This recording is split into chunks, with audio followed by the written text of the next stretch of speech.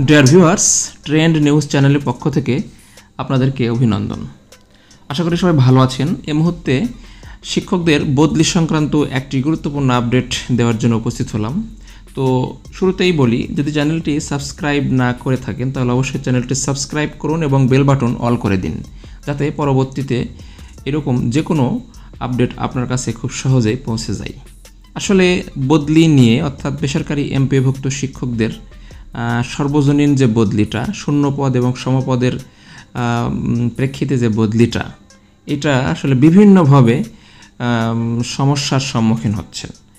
এক কথায় কর্তৃপক্ষ এটা চেষ্টা করছে বদলিটার নীতিমালা কিভাবে তাড়াতাড়ি প্রস্তুত করা যায়, কিন্তু বিভিন্ন রকম সমস্যার সম্মুখীন হচ্ছেন। সেই বিষয়টাই একটু আমরা জানতে পেরেছি। দেখুন, শিক্ষকদের বদলি নিয়ে দোটানায় মন্ত্রণালয় সমঝোতায় আসার পরামর্শ, অর্থাৎ শিক্ষা মন্ত্রণালয় এই সমঝোতায় আসতে নির্দেশ দিয়েছে। অর্থাৎ এখানে যে মেন বিষয়টা ঘটেছে সেটা হচ্ছে এনটিআরসি এর মাধ্যমে নিয়োগপ্রাপ্ত শিক্ষক এবং কমিটির মাধ্যমে নিয়োগপ্রাপ্ত শিক্ষক, এই দুইটা শিক্ষকের আসলে ট্রান্সফারের বিষয়টা একই সাথে যদি আপনি করতে যান তাহলে অনেক সমস্যার সম্মুখীন হচ্ছেন।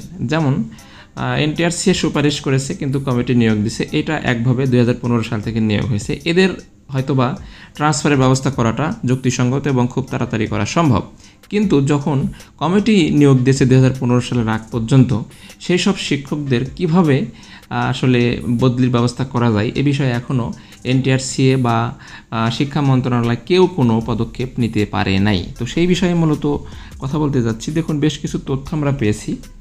বেসরকারি শিক্ষা প্রতিষ্ঠানে কর্মরত ইন্ডেক্সধারী শিক্ষকদের বদলি চালু করা নিয়ে দোটানায় পড়েছে শিক্ষা মন্ত্রণালয়। কোন প্রক্রিয়ায় কারা বদলি সুযোগ পাবেন সেটি চূড়ান্ত করতে না পারায় এই পরিস্থিতির সৃষ্টি হয়েছে। এই অবস্থায় শিক্ষকদের নিজেদের সমঝোতায় আসার পরামর্শ দিয়েছেন মন্ত্রণালয়। অর্থাৎ মন্ত্রণালয় যে যুক্তিটি দেখিয়েছে যে আপনারা যারা শিক্ষক, যারা এনটিআরসি এর মাধ্যমে নিয়োগ পেয়েছেন এবং যারা কমিটির মাধ্যমে নিয়োগ পেয়েছেন, আপনারা নিজেদের মধ্যে সমঝোতায় আসুন। অর্থাৎ যারা এনটিআরসি এর মাধ্যমে নিয়োগ পেয়েছেন তারা অবশ্যই তাদের প্রতিষ্ঠান চয়েস মতো নিয়োগ পাননি। তাদের যোগ্যতা এবং প্রতিষ্ঠানের পদ শূন্য ফাঁকা থাকার সাপেক্ষে অনেকেই বাড়ি থেকে 500-600 কিলোমিটার দূরে অবস্থান করছেন। কিন্তু যারা কমিটির মাধ্যমে নিয়োগ নিয়েছেন তারা কিন্তু জেনে শুনেই আজীবন ওই প্রতিষ্ঠানে চাকরি করবেন এরকম একটা মনোভাব নিয়েই সেখানে যোগদান করেছিলেন। কিন্তু আজ যখন বদলির কথা উঠতিছে, অর্থাৎ এনটিআরসি এর মাধ্যমে নিয়োগপ্রাপ্ত শিক্ষকদের বদলির কথা বা ট্রান্সফারের কথা যখন উঠে আসতেছে, তখন কমিটির মাধ্যমে নিয়োগপ্রাপ্ত শিক্ষকরাও বদলি নেওয়ার জন্য এখানে উঠে পড়ে লেগেছে। এখন এই উভয় পক্ষের জন্য, এই দুভয় পক্ষে যখন ঠেলাঠেলি শুরু করছে, তখন কর্তৃপক্ষের জন্য আসলে এই সিদ্ধান্তটা নেওয়া অত্যন্ত একটা কঠিন ব্যাপার হয়ে দাঁড়িয়েছে। আর এই জন্য শিক্ষা মন্ত্রণালয় বলেছে যে শিক্ষকদের মধ্যে যে দুই ধরনের শিক্ষক এখন নিয়োগ দেওয়া আছে, একটা হচ্ছে কমিটির মাধ্যমে নিয়োগপ্রাপ্ত শিক্ষক, আর একটা হচ্ছে এনটিআরসি এর মাধ্যমে নিয়োগপ্রাপ্ত শিক্ষক। এই দুই ধরনের শিক্ষকদের একটা সমঝোতা আসতে বলছে এনটিআরসি বা কর্তৃপক্ষ। তবেই বদলিটা হয়তোবা বদলি নীতিমালাটা তাড়াতাড়ি করা সম্ভব এবং বদলিটা চালু করাও খুব তাড়াতাড়ি সম্ভব। তো ইতিমধ্যে আপনারা জানেন যে বদলি নিয়ে বেশ কিছু আপডেট আমি ভিডিওগুলোতে দিয়েছি। এখানে আরও যেটা বলা হয়েছে, দেখুন, শিক্ষা মন্ত্রণালয় বলেছে বেসরকারি শিক্ষকদের নিয়োগ দেই ম্যানেজিং কমিটি। বেসরকারি শিক্ষক নিবন্ধন ও প্রত্যয়ন কর্তৃপক্ষ কেবলমাত্র নিয়োগের সুপারিশ করে, ফলে মন্ত্রণালয়ের বদলি চালু করার আইনগত কোনো ভিত্তি নেই। তবে নারী শিক্ষক ও নিজ নিজ বাড়ি থেকে শত শত কিলোমিটার দূরে শিক্ষকদের মানবতার অবস্থা বিবেচনা করে বদলি চালু করতে চায় তারা। অর্থাৎ ইন্টারসির মাধ্যমে যদিও তারা সুপারিশ করে, কিন্তু নিয়োগটা দেয় কমিটি, আর যে কারণে বদলির আইনগত কোনো চালু করার এই মন্ত্রণালয়ের কোনো ভিত্তি নেই। তারপরেও তারা চালু করতে চায়, যেহেতু অনেক অনেক দূরে অনেকে চাকরি করছে, এই মানবতার দিকটা বিবেচনা করে। আচ্ছা, মন্ত্রণালয় আরও বলছে 2005 সাল থেকে এনটিআরসি শিক্ষক নিবন্ধন সনদ দিলেও নিয়োগ সুপারিশ করেছে 2015 সাল থেকে। ফলে 2015 সাল থেকে যারা এনটিআরসি এর সুপারিশে বিভিন্ন প্রতিষ্ঠানে নিয়োগ পেয়েছেন তাদের বদলির আওতায় আনা সম্ভব। অর্থাৎ যেসব নিয়োগ এনটিআরসি সুপারিশের মাধ্যমে হয়েছে তাদেরকে খুব সহজেই বদলির আওতায় আনা সম্ভব। এক্ষেত্রে নারী শিক্ষকরা প্রাধান্য পাবেন, কেননা তারা স্বামী সন্তান ছেড়ে দূরে চাকরি করছেন।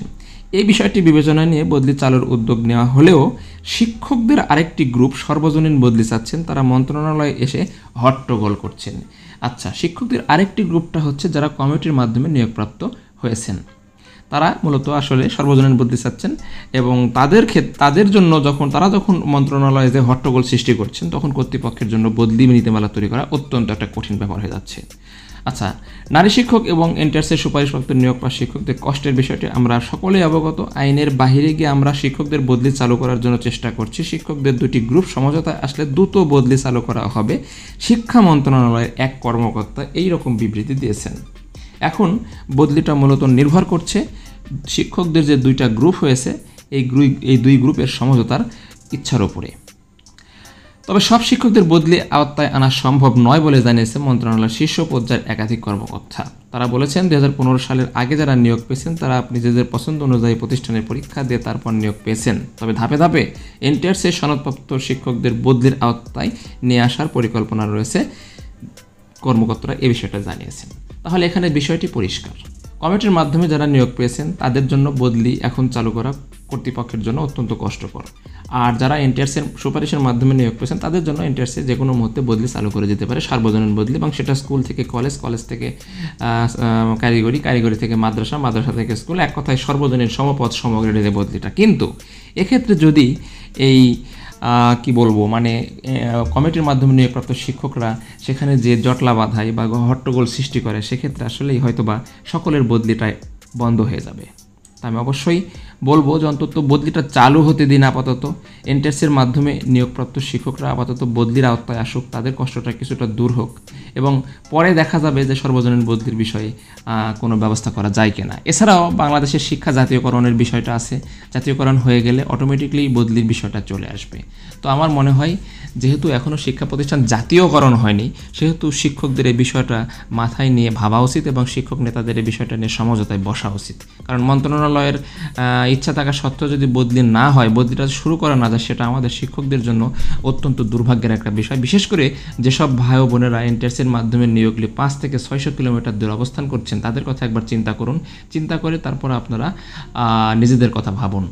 তো ভিউয়ার্স, এখানে আরও অনেক কিছু বললে বলা যাবে, আমি আর কিছু বলতে চাচ্ছি না। মূলত বদলির বিষয়টা কাজ চলছে। এখানে সার্বিক বিষয় জানতে চাইলে মাধ্যমিক উচ্চশিক্ষা বিভাগের অতিরিক্ত সচিব জানিয়েছে যে বেসরকারি শিক্ষকদের বদলি বিষয় নিয়ে কাজ চলছে। এর বেশি আর কিছু এই মুহূর্তে বলা সম্ভব নয়। তবে তারা এই যে একটা দোটানায় পড়ে গেছেন, এটা আসলেই একটা মানে গুরুত্বপূর্ণ সমস্যা সৃষ্টি করেছেন।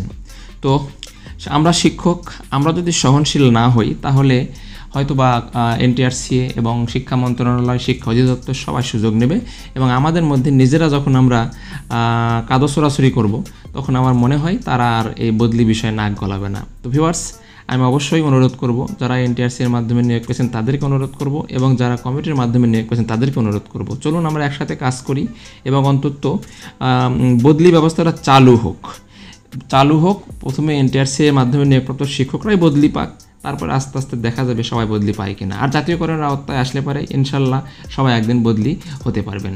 তো ভিউয়ার্স, আমার যুক্তিটা যদি আপনাদের ভালো লেগে থাকে অবশ্যই কমেন্ট বক্সে উল্লেখ করবেন। আর আপনার যুক্তি যেটা, এক্ষেত্রে কী করা যায়, কীভাবে সমঝোতায় আসা যায় এবং কীভাবে বদলির ব্যবস্থা করা যায়, আপনারা অবশ্যই কমেন্ট বক্সে উল্লেখ করবেন। আর ভালো থাকবেন, সুস্থ থাকবেন, ধন্যবাদ।